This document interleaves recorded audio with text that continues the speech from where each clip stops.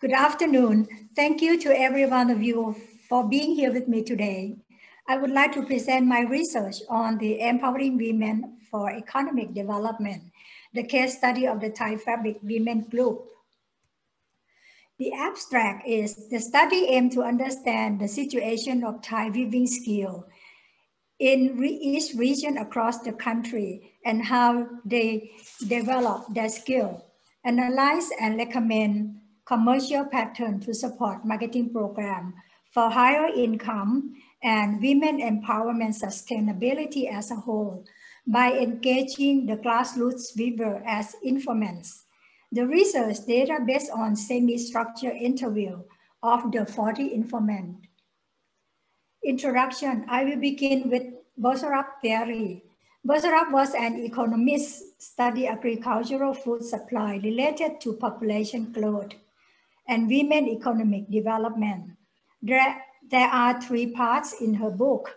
I will talk only the parts that related to my study. In part 1, she wrote about male and female farming system.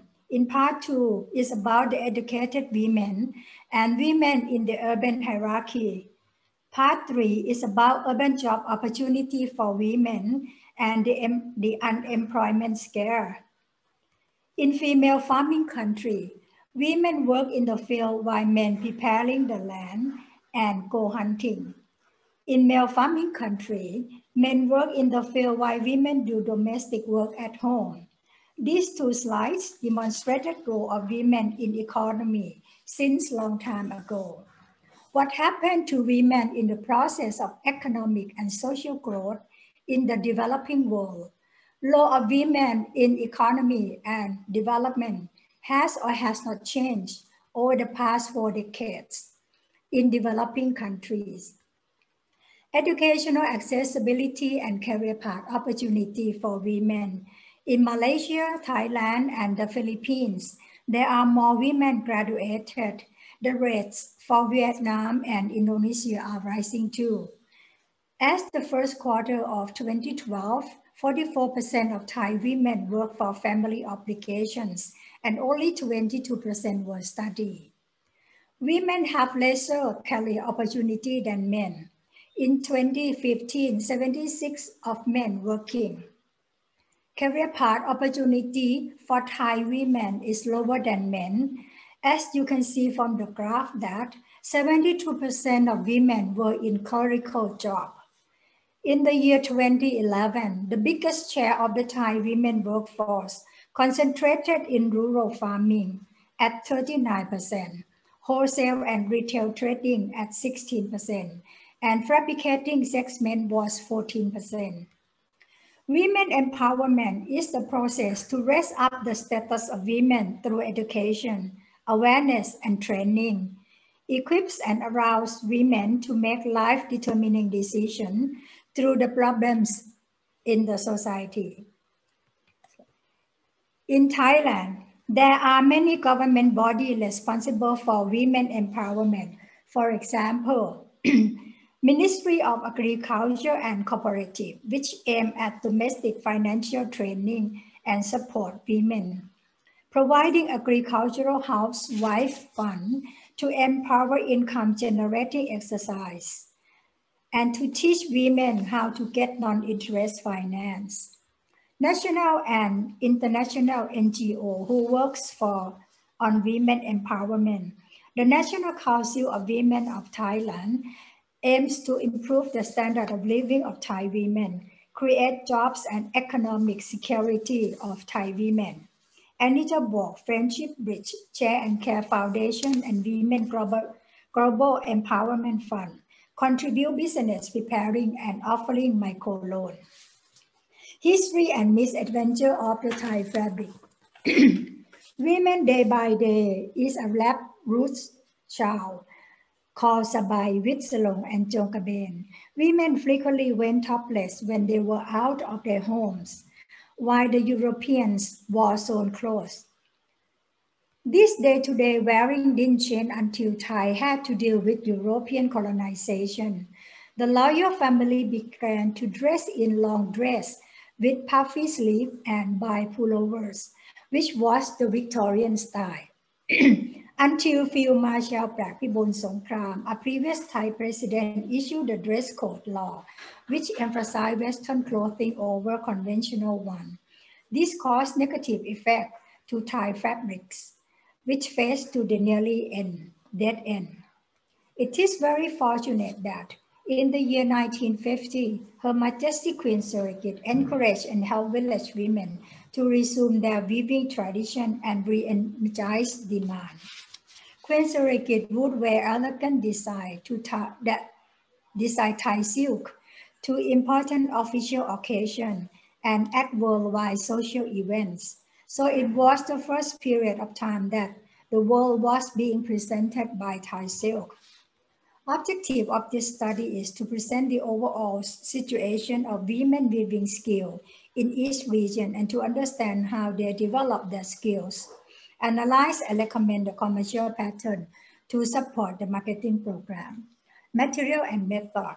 Study period started from February 2019 and finished in April 2020 using two non-probable sampling technique.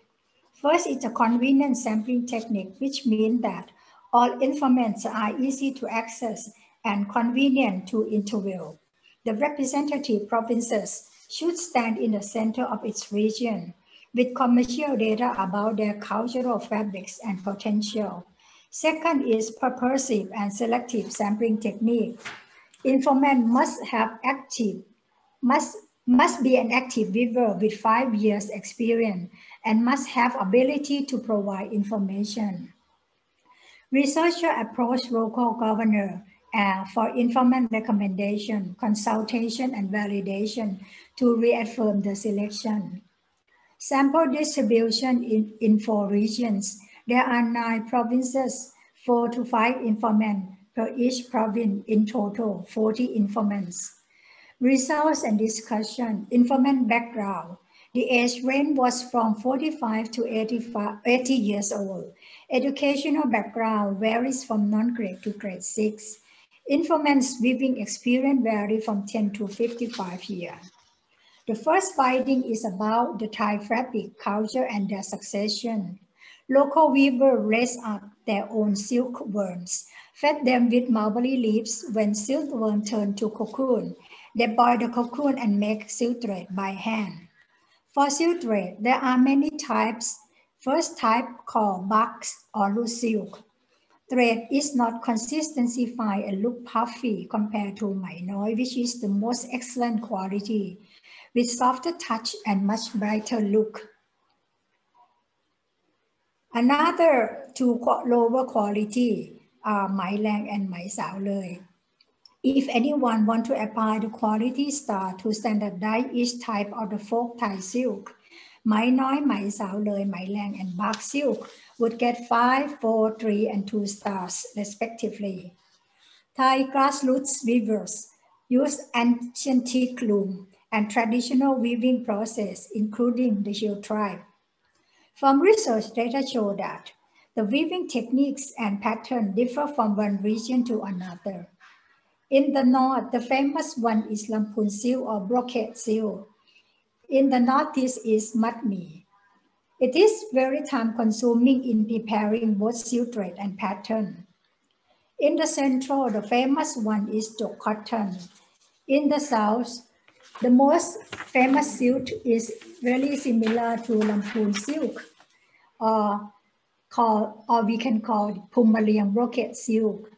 One of the informants told the researcher that for one piece of native silk fabric, the weaving time spending for the size of 2 meters long and 1 meter width is ranging from 1 to 3 months. Jok or brocade silk also a time consuming because of the pattern complexity. That is why their price is considerably expensive. Result about their skill development. Weavers in each region develop their weaving skill from their ancestors, coming down from generation to generation. Some of them got additional advanced knowledge from the loyal development projects. Dyeing processes are different between organic and chemical. Chemical color is brighter, however, organic color is more durable. Commercial pattern. Informants have three routes in selling their products.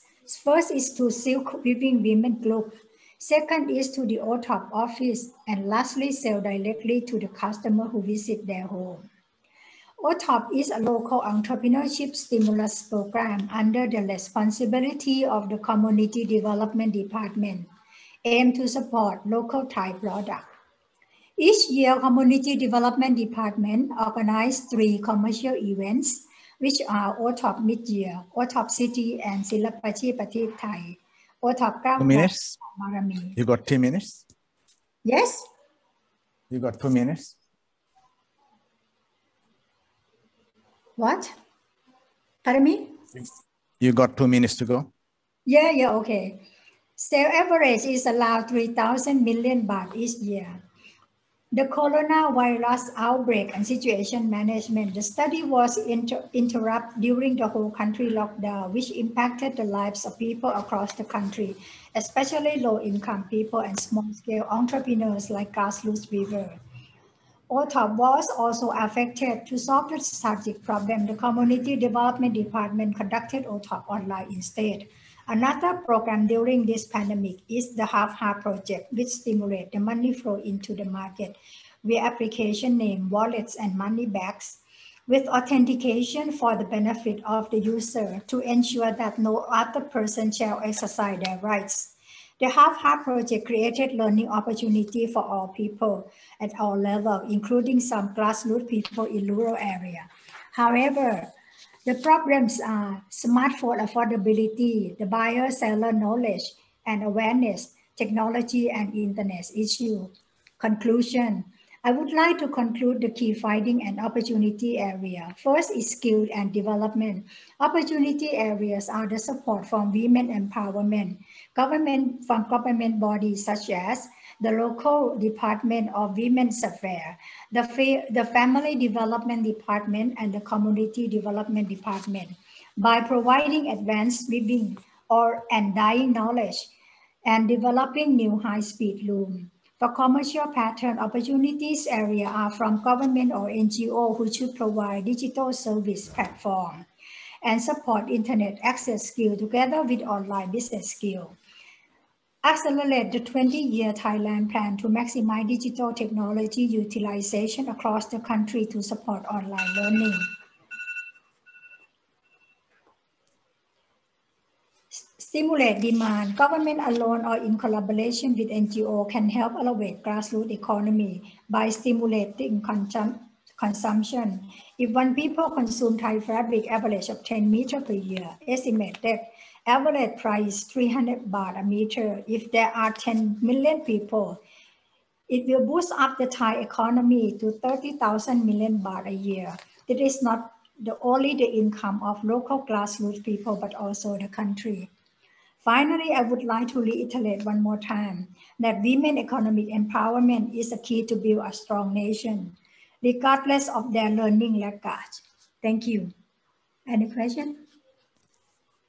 Thank you very much. Thank you very much. I cannot go deep into the comments because I didn't see your paper, but what I have seen from the presentation, it sounds a very interesting project that you have worked on, which is good. A few things, like if you look at the title that you worked on, like empowering the women for economic development.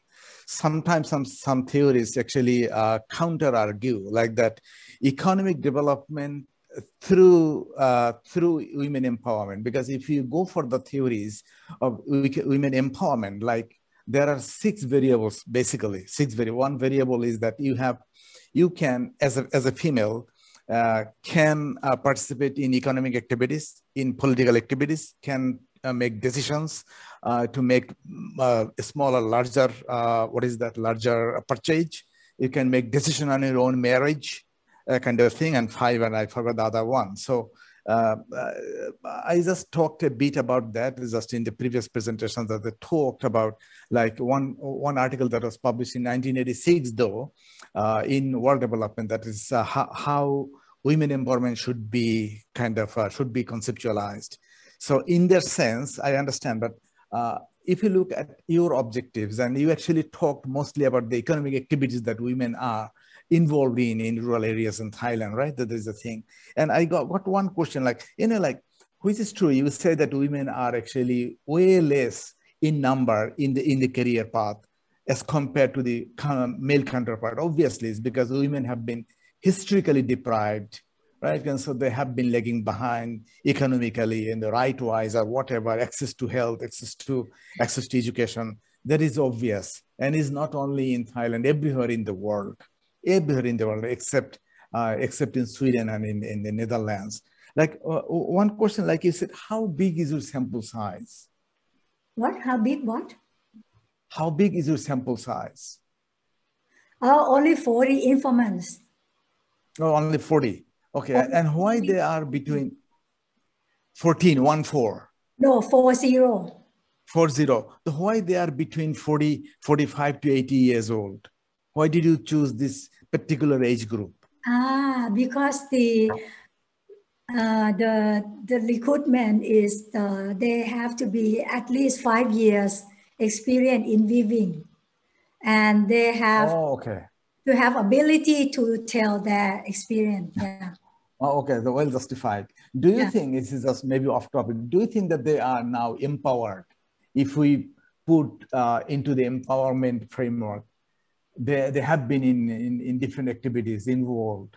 Do you think they are now empowered? If you are asked in a not 100%. Not 100%. Okay. At their full potential. Yeah. Thank you, Ms. Sirirat. Right? Thank you so much. Yeah, it was a good one, and I leave now for the audience if they have any questions to make or any comments to make. The audience is yours now. Yeah, thank you so much.